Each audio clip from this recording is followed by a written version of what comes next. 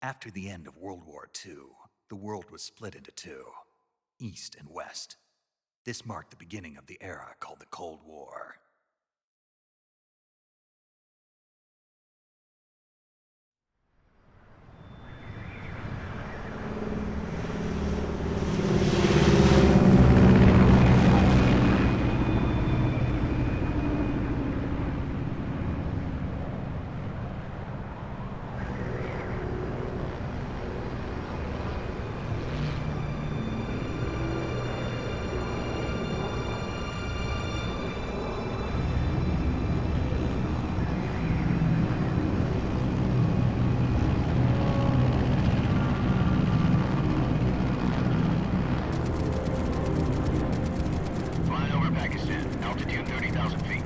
Approaching Soviet airspace.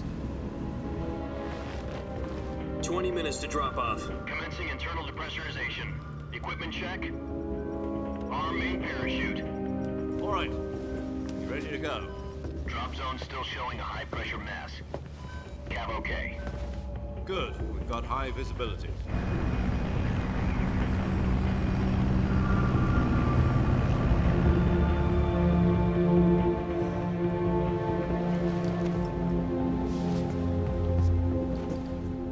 Cigar. Connecting oxygen hose to interior connector. Put on your mask.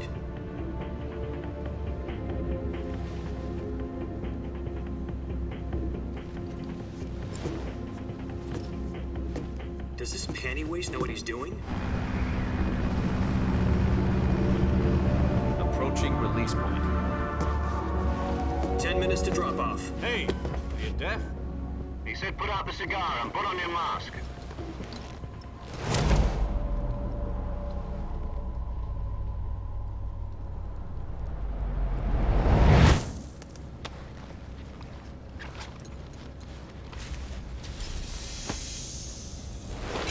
Depressurization complete. Checking oxygen supply. 6 minutes to drop off. Opening rear hatch.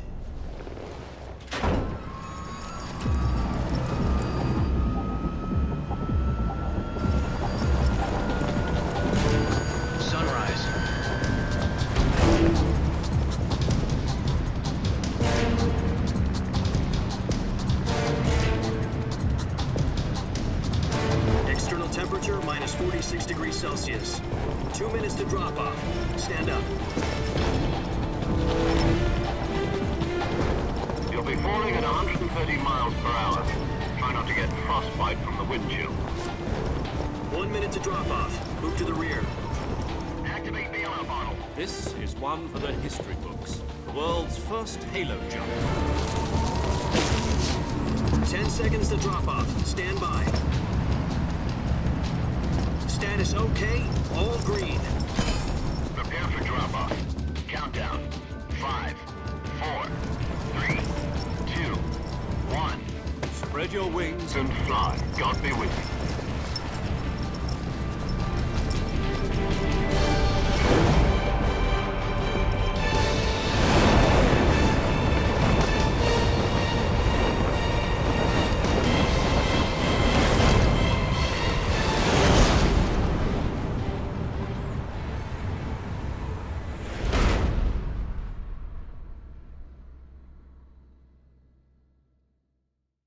Jack, I've got some important news. The head of the CIA has finally given us the green light for the virtuous mission. Virtual mission?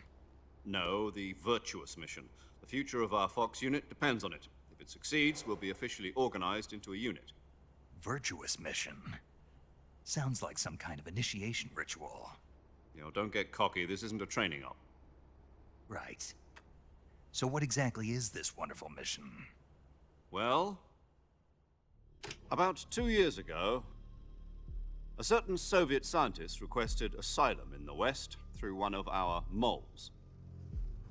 His name is Nikolai Stepanovich Sokolov. He's head of the OKB 754 Design Bureau, one of the Soviets' top-secret weapon research facilities, and the East's foremost expert on weapons development. Sokolov? Isn't he that famous rocket scientist? The very same. On April the 12th, 1961, the Soviets achieved the first manned spaceflight in history. The Earth was blue, but there was no God. Well spoken. The rocket that carried Yuri Gagarin into orbit was the A-1, known as the Vostok rocket. Sokolov is said to be the man most responsible for the multi-engine cluster used in that rocket. After Gagarin's flight, Sokolov left rocket development to become the head of the newly established Design Bureau. From a lowly technician to head of a design bureau, that's quite a success story, so why do you want to defect? It seems he'd become afraid of his own creations. Afraid? Call it a crisis of conscience. And for that, he left his country and his family behind and went over the fence? Not exactly. One of his conditions was that his family was also to be taken safely to the west. We used a mole to get the family out first and succeeded in sneaking Sokolov over the Berlin Wall shortly afterwards. I was the one who conducted the operation. The security on the eastern side was still full of holes back then. Then what? We got Sokolov over in one piece, but the whole ordeal had left him exhausted, and we checked him into a hospital in West Berlin. It took him 2 weeks and more than 600 miles to get from the research facility in the Soviet Union to Berlin. He was in no condition to say anything coherent. And it was only a week later that we had something much bigger on our hands. The Cuban Missile Crisis. October the 16th, 1962, President Kennedy received word that the Soviets were in the process of deploying intermediate-range ballistic missiles in Cuba. The President demanded that the Soviets dismantle and remove the missiles. At the same time, he announced a naval blockade to prevent further missile shipments from reaching Cuba. But the Soviets didn't back down, instead placing their armed forces on secondary alert. Soviet transport ships carrying missiles continued on course towards Cuba. US and Soviet forces went on alert for an all-out nuclear war. Frantic negotiations were conducted through the UN's Emergency Security Council and unofficial channels to end the hair-trigger standoff. Finally, on October the 28th, the Soviet Union agreed to remove its missiles from Cuba, and so the world avoided a nuclear holocaust. But in order to get the Soviets to pull their missiles out, we had to make a deal. You mean the one where the US agreed to remove its IRBMs from Turkey? No. The Jupiter IRBMs deployed in Turkey were obsolete, and we were going to get rid of them anyway. They had no strategic value whatsoever to either the US or the Russians. The Turkey deal was a ruse, a cover story that was fed to the other intelligence agencies around the world. So what did the Russians really want? Sokolov. They wanted us to return Sokolov. You mean the Soviets pulled out of Cuba just to get their hands on Sokolov? That's right. What the hell was he working on? At the time, we had no idea. We were running out of time. It was either give up Sokolov or risk full-scale nuclear war. In the end, we had no choice. President Kennedy gave in to Khrushchev's demand. The next day, I got Sokolov out of the hospital, handing him over to agents on the eastern side. Sokolov kept on screaming, "Save me," until he disappeared from my sight. Then a month ago, we received some new information from one of our moles. About Sokolov? Yes. He was taken back to the research facility and forced to continue working on the weapon in question under KGB supervision. What's more, it's on the verge of completion. So what kind of weapon is it? Something to do with space rockets? No, missiles. Same technology. I guess you're right. We don't know the details, but it appears to be a new kind of nuclear device. For half a year now, the Soviets have been conducting frequent nuclear tests at Semipalatinsk. Something to do with the weapon, I assume. We're talking about a secret weapon so big that Khrushchev was ready to pull out of Cuba to get it back. Is Sokolov still in the facility? No. According to our intelligence, he's in Selinoyarsk, a place in the mountains about 3 miles to the west that's known as the Virgin Cliffs. The Virgin Cliffs. Nice name for a virtuous mission. They moved him there just recently. Why? Apparently, they're conducting a field test of the weapon, but it's our best chance to get him back. This mission would never have been possible if he was still in the research facility. This is our last chance. Sokolov must have known that too when he contacted us.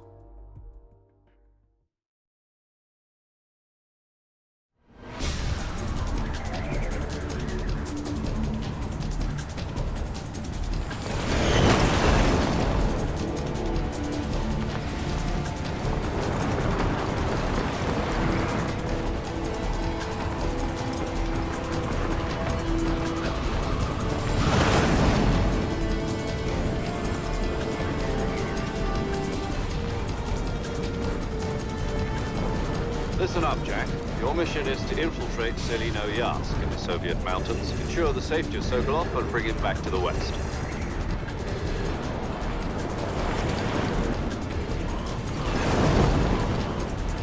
If we don't get Sokolov back before that weapon is complete, we'll be facing a major crisis. The clock is ticking.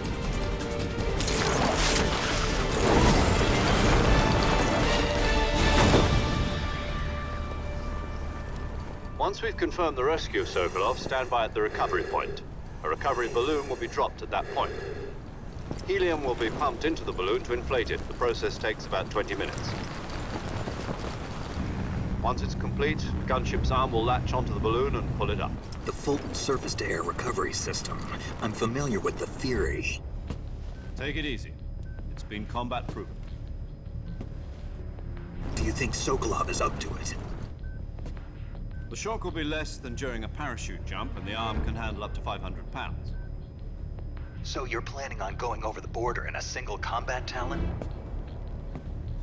She's equipped with two 6-barrel 20mm Vulcan cannons, as well as two 40mm machine guns. Sounds like she could hold her own against a battalion of tanks. Even with the fuel in the reserve tank, we're facing a 4-hour time limit. If all goes well, it shouldn't take more than a few hours. Home in time for dinner. But if anything goes wrong, you'll be eating dinner, breakfast, and all the rest of your meals in the jungle.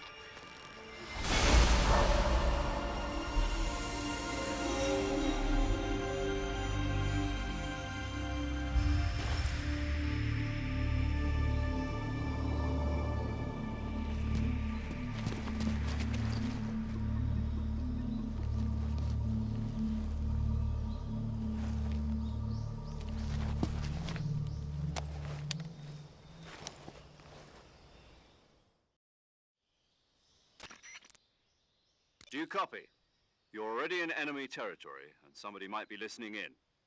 From here on out, we'll be using code names to refer to each other.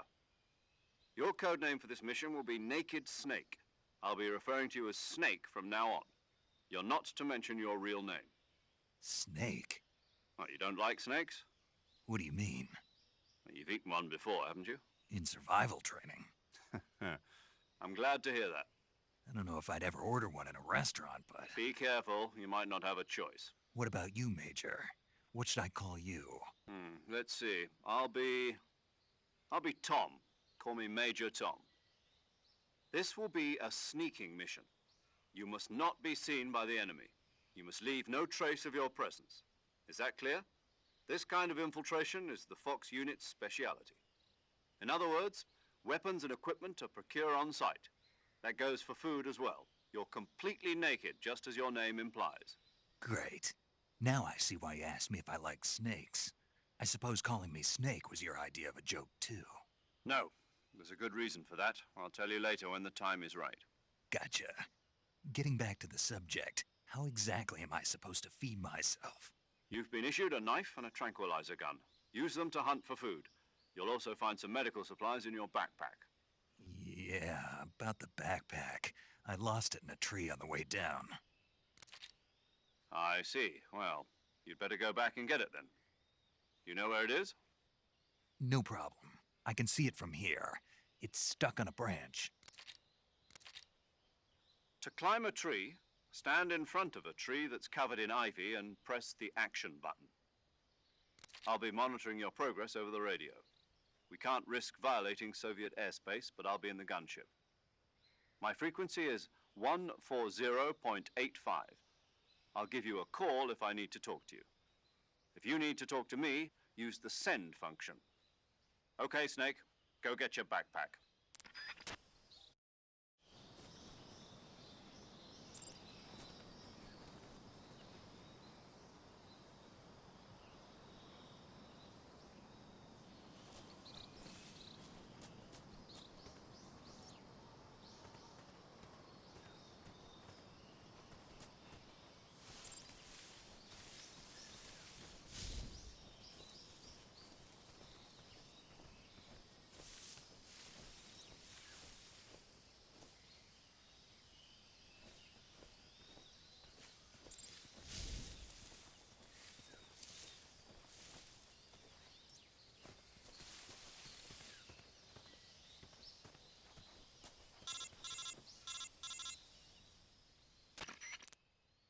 Snake, where do you think you're going?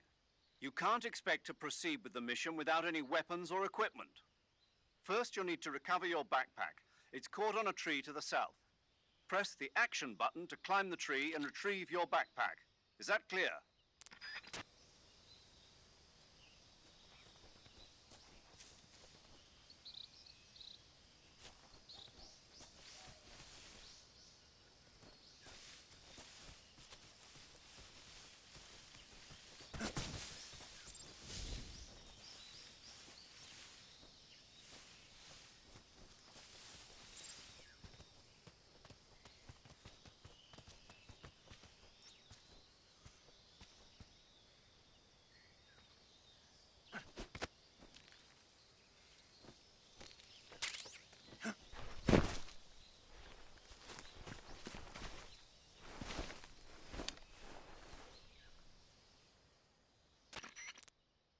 I see you've retrieved your backpack, Snake. To equip a weapon, it's necessary to take it out of your backpack. In the survival viewer, choose Weapon from the backpack. Your available weapons will be displayed in a list on the screen. From that list, choose the weapon you want to equip and press the Enter button. For other equipped items, just do the same thing from Item. Got it. Use the survival viewer backpack. Yep, that's right. Survival is fundamental to this mission. After you've been out in the field for a while, your stamina will start to drop. If your stamina gets too low, it'll affect your performance. You won't be able to shoot accurately, for example, and your wounds won't heal as smoothly. Keep an eye on your stamina so you don't run out. To recover lost stamina, you can hunt for local flora and fauna. You can use either your tranquilizer gun or your knife to hunt. My only weapon is a Mark 22 Hush Puppy tranquilizer gun? That's right. It's been fitted with its own suppressor. However, the suppressor will deteriorate every time you fire. Once its durability reaches 0, the noise suppression effect will be gone. So don't get too trigger-happy with it. The suppressor's durability is shown in the icon. Any weapons and equipment beyond what you're carrying now, you'll have to find as you go. I have to find my own weapons and equipment? Whose crazy idea was this anyway? Solo covert actions are standard Fox operating procedure. You can't leave any traces of your presence. No weapons, equipment, footprints, sweat, or bodily waste. The same goes for bullets and cartridges, too. Your presence in enemy territory is already a violation of international conventions of warfare. There aren't supposed to be any American soldiers in Russia. It could spark an international incident. You can't let anyone see you. You can't let the enemy know you're there. This is a stealth mission. You're a ghost, Snake, in every sense of the word. And there'll be no rescue if you're captured. The military and US government will deny any involvement in the affair. Then I'll just have to take care of myself, huh? I'm afraid so. You've been given a fake death pill for that purpose. SIS guidelines stipulate that soldiers on covert ops like this one be issued a potassium cyanide capsule. Tape it to your body so you can take it when you need to. How generous of you. Use it if you're taken prisoner by the enemy. It'll send you into a state of false death for a short time. Fooling them into thinking that I'm really dead. So how do I come back to life? Just take the revival pill. You mean that thing they put in my tooth before the mission? That's the one. But be careful. If you remain in a state of false death for too long, nothing will be able to bring you back. Remember that. I'll keep it in mind. You said this was a solo mission, right? Right. I guess that means I can't count on any reinforcements. Correct. The mission rests entirely in your hands. A real one-man army. Relax. There's a support team ready to back you up over the radio. Who? I'll introduce them to you. This time, survival is of utmost importance. The first member of the support team will be in charge of monitoring your physical condition, acting as a medic, so to speak, as well as recording your mission data. She's a member of Fox as well, and she's here on the gunship with me. She? Hello, Snake. I'm paramedic. Nice to meet you. Paramedic. As in a medic who comes in by parachute. Aren't you going to tell me your real name? Are you going to tell me yours, Mr. Snake? My name, huh? It's John Doe. And they call you Jack for short. You're a regular Captain Nemo. A name means nothing on the battlefield. After a week, no one has a name. What's your name? Jane Doe. Very funny. I wasn't joking, but I'll tell you my name only if you manage to make it back alive. My frequency is 145.73. She's also in charge of recording your mission data. Whenever you want to save, send a message over the reserved save frequency, 140.96. So saving lets me record my mission data. That's right. It also records the state of your health. Good to know. There's one more person I want to introduce you to, Snake. Huh? Speaking of snakes, you remember the boss, don't you? A legendary soldier and your mentor. Actually, it was the boss that got the DCI's authorization in the first place. She's going to be serving as Fox's mission advisor. The boss is? She also helped me plan this mission. She and I were at SAS together. Jack, is that you? How many years has it been? Boss? That's right. It's me. Oh. Talk to me. Let me hear your voice. It's been 5 years, 72 days, and 18 hours. You've lost weight. You can tell just by the sound of my voice. Of course I can. I know all about you. Really? Well, I don't know anything about you. What's that supposed to mean? Why'd you disappear on me all of a sudden? I was on a top secret mission. You didn't need me anymore. But there were still so many things I wanted you to teach me. No, I taught you everything you needed to know about fighting techniques. I taught you all I could. The rest you needed to learn on your own. Techniques, sure. But what about how to think like a soldier? How to think like a soldier? I can't teach you that. A soldier needs to be strong in spirit, body, and technique. And the only thing you can learn from someone else is technique. In fact, technique doesn't even matter.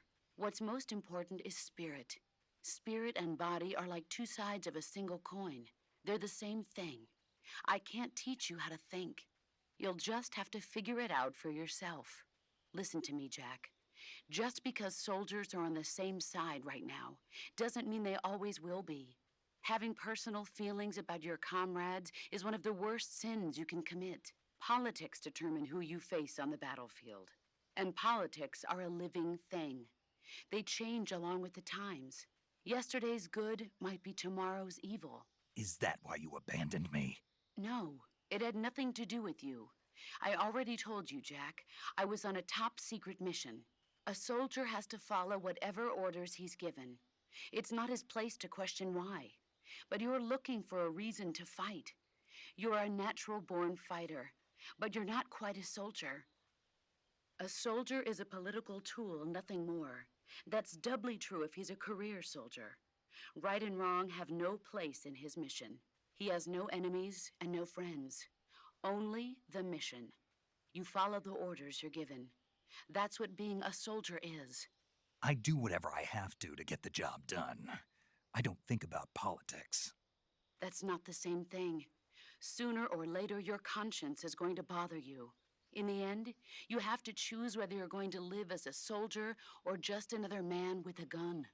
There's a saying in the Orient, loyalty to the end. Do you know what it means? Being patriotic? It means devoting yourself to your country. I follow the president and the top brass. I'm ready to die for them if necessary. The president and the top brass won't be there forever. Once their terms are up, others will take their place.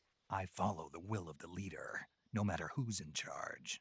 People aren't the ones who dictate the missions. Then who does? The times. People's values change over time, and so do the leaders of a country. So there's no such thing as an enemy in absolute terms. The enemies we fight are only enemies in relative terms, constantly changing with the times. As long as we have loyalty to the end, there's no point in believing in anything, even in those we love. And that's the way a soldier's supposed to think? The only thing we can believe in with absolute certainty is the mission, Jack. All right, but do me a favor. What is it? Call me Snake. Snake. Oh, right. Your code name is Snake. It suits you well. That's right. The legendary unit that the boss put together during World War II was a snake. The Cobra unit, a group of heroes that brought the war to an end and saved the world. As long as you've got a legendary hero backing you up, you'll be fine. Isn't that right, Snake? Yeah, I can't think of anyone else I'd rather have with me. Oh, and one more thing, boss. Yes? It's good to hear your voice again. Same here. After all, who knows if either of us will make it out alive? Snake, you are always best at urban warfare and infiltrating buildings. But this is the jungle. Survival is going to be key. Those CQC techniques I taught you are sure to come in handy. CQC? Close quarters combat, huh? I've been in the Green Berets for the past few years. I'm probably pretty rusty. Not to worry. I'll be here to help you remember. After all, this is your first actual survival mission.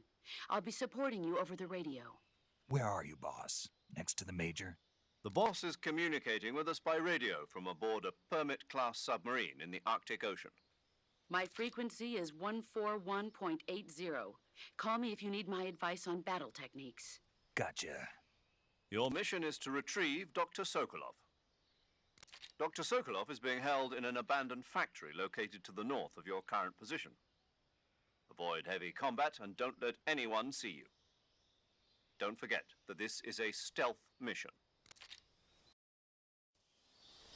Snake, try to remember some of the basics of CQC.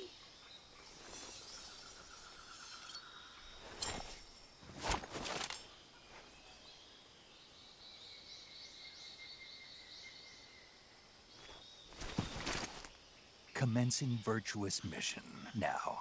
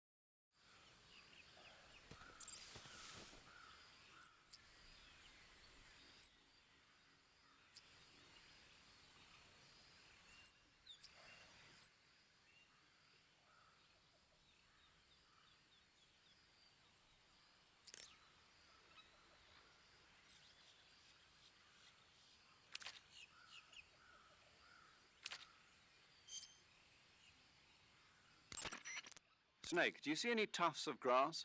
Yeah, What kind of grass? just ordinary grass.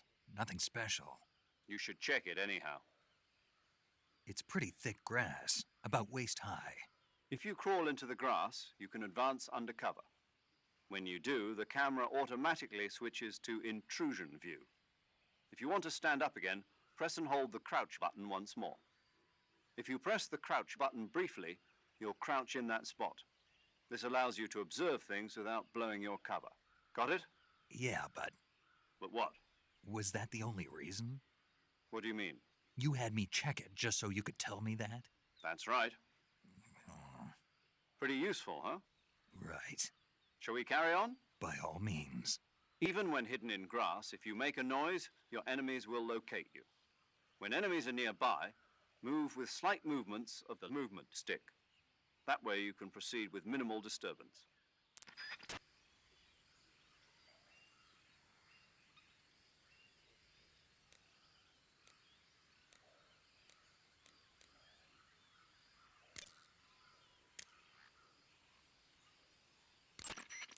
That area is home to the reticulated python.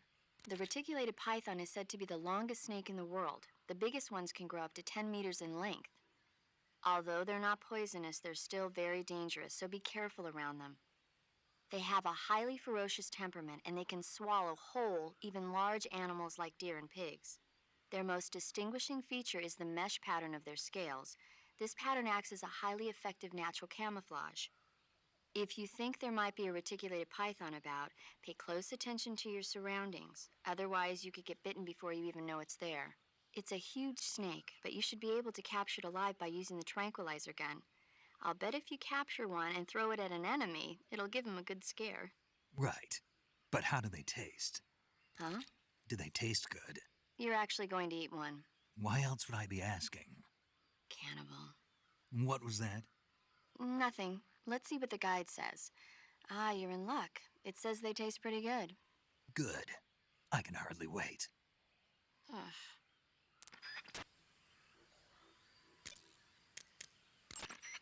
Camouflage is an indispensable tool when you're sneaking through the jungle.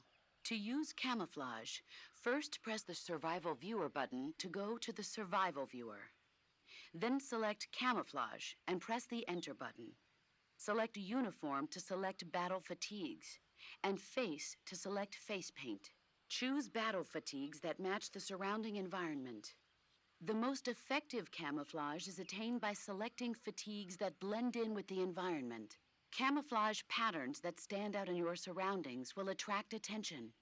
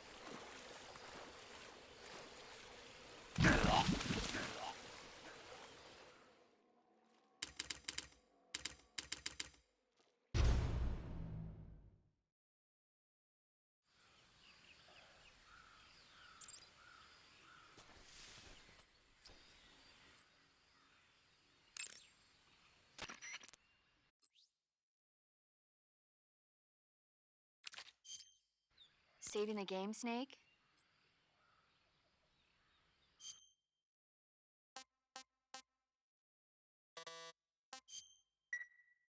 Hey, Snake, you ever heard of Godzilla, King of Monsters? No, what is it? It's a movie. You haven't seen it? Nope. It's about this monster called Godzilla, who grows to an enormous size in a nuclear test and goes on a rampage in Tokyo. Nuclear test, huh? Then the Marshall Islands must be crawling with giant monsters right about now. It's just make-believe. Maybe that's why my pants have been so tight lately. Snake, it's a movie, not a report out of Los Alamos. I know. So then what happened? Godzilla is immune to all weapons, and humanity has no way to stop the monster. Dr. Shirazawa develops a new type of weapon, but meanwhile Godzilla is getting closer and closer to Tokyo, obliterating everything in his path. It was originally a Japanese movie, but they made an American version too. I recommend seeing the original Japanese one if you ever get the chance. It's mostly mindless fun, but it's also got a serious anti-nuke message as well. Where can I see the original? You'll just have to go to Japan. Really? That's too bad. If you wait 40 years, you might be able to see it in America too. It might even win awards all across the globe in 60 years. Why's that? 2024 will be Godzilla's 70th birthday. You think they're still going to be making Godzilla movies then? Of course. Everybody loves Godzilla. You sure know a lot about movies. I don't suppose you're the movie-watching type, are you? Not really. Okay, then I'll tell you everything I know. When the going gets tough, movies can save your life. It's always good to be able to look at things from a different perspective when you get in a jam. That's the magic of movies. No kidding. Well, I guess it might at least make a nice distraction. That's the spirit, Snake. Have a little fun.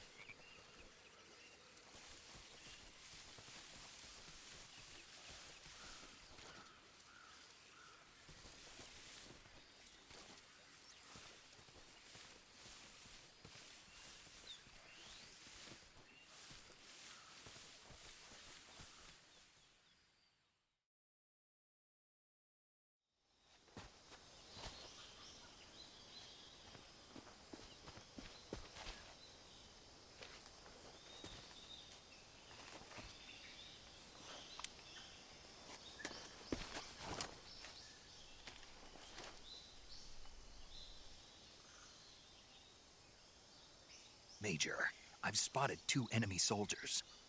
They're probably KGB troops sent to guard Sokolov. AK-47s and grenades.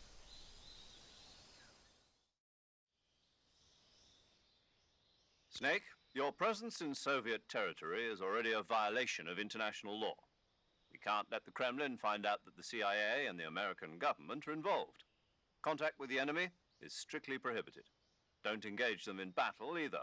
This is a stealth mission. Got that? The Major is right. The point of this mission is to sneak through the jungle without being seen. The success of the mission depends on how well you use your camouflage. Change your camouflage by selecting Camouflage from the Survival Viewer. The Uniform option lets you pick your uniform, while the Face option lets you change your face paint. Choosing camouflage that blends in with your surroundings will help you conceal yourself more effectively. Also, don't forget that anything that moves will stand out in the jungle. If you just stand up and run around like an idiot, you're bound to be spotted. But if you crawl instead, you should be able to sneak by without being noticed. You can see how effective your camouflage is by looking at the Camo Index. The Camo Index shows how well your current camouflage blends in with the surrounding area. The higher the value, the harder you are to spot, and vice versa. The key is to make yourself one with nature. Keep that in mind as you go along, okay?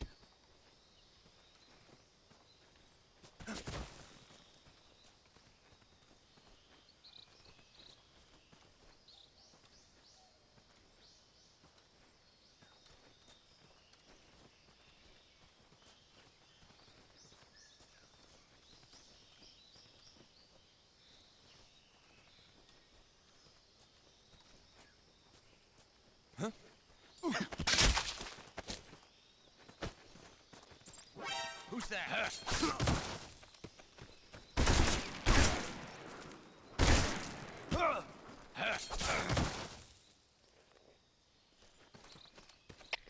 HQ, respond. This is HQ. Patrol here. Enemy sighted. Requesting backup. Acknowledged. Sending reinforcements.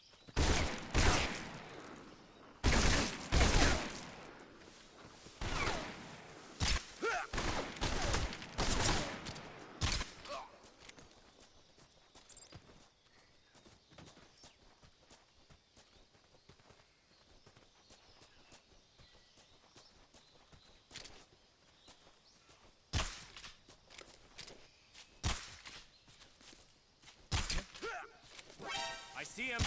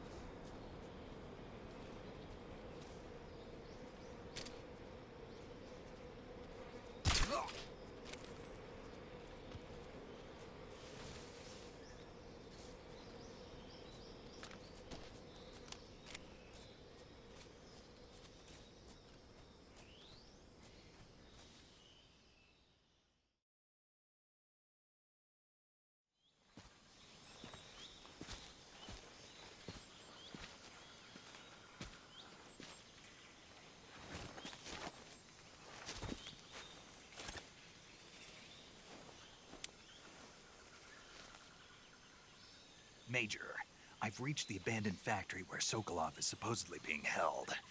This place is a dump.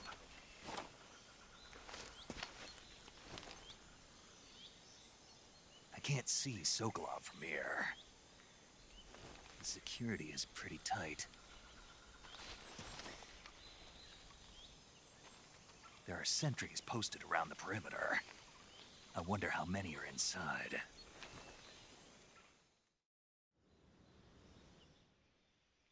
Your objective, Sokolov, is inside the factory. They should be holding him in a room in the northeast section. Northeast section.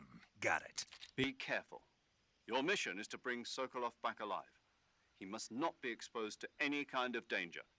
Do not approach Sokolov while in the alert phase. Right. Oh, and one more thing, Snake. You mean there's more? No, it's just that when you get to Sokolov, I want you to tell him something from me. And that is? Sorry for being so late. Is that all? Yes. Understood. Beginning my approach to the target.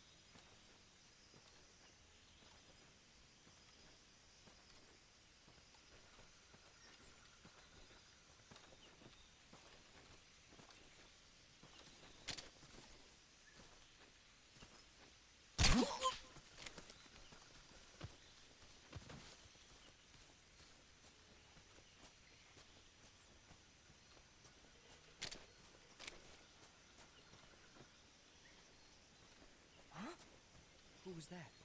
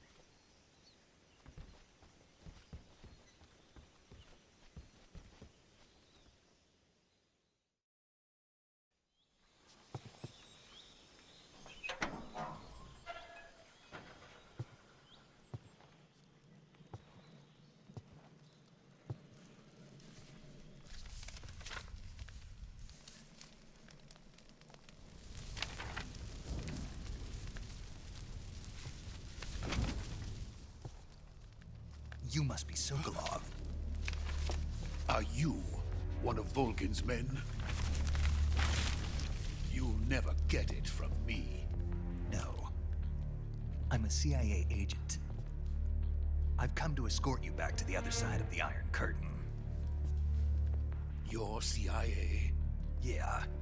I was sent by Major Zero, the man who got you out 2 years ago. Zero? I have a message from him. What is it? He said to tell you sorry for being so late. Did he now? What does it mean? It means he's a man of his word. But we've got no time for this. You have to get me out of here before they arrive. Who's they? Colonel Volgin of GRU. You in the West know him as Thunderbolt. Thunderbolt? Never heard of him. He's a member of the Army's extremist faction, a man who seeks to seize control of the motherland. Ever since the Cuban Missile Crisis 2 years ago, Khrushchev has been pursuing a policy of peaceful coexistence with the West. Despite resistance and criticism from hawks in the army and the provincial authorities, Khrushchev has managed to suppress the opposition so far. But the failure of his agricultural policies has put him in a precarious position. And on top of that, the tragedy last November. President Kennedy's assassination. Precisely. In a sense, Khrushchev has lost his biggest partner, and his power base is rapidly crumbling away. A certain group is plotting to use this opportunity to seize power by rallying the anti-government forces, overthrowing Khrushchev, and installing Brezhnev and Kosygin in his place. The mastermind behind this plot is Colonel Volgin of the GRU. He has control over another secret weapons research facility much like this one, OKB-812, known as the Granin Design Bureau, and is using it to further his plans. But that is not enough to satisfy him. Now he's plotting to seize the secret weapon I have been developing here and use it as leverage in his bid for power.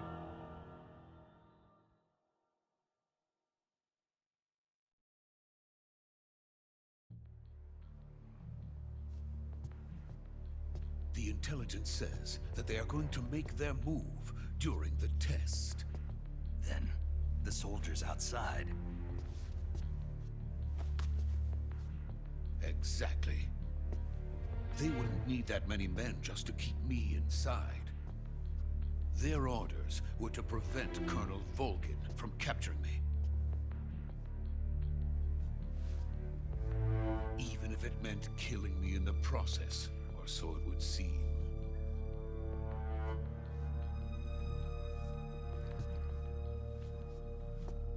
Volgin will come. I'm sure of it. You must get me out of here before then. Leave it to me.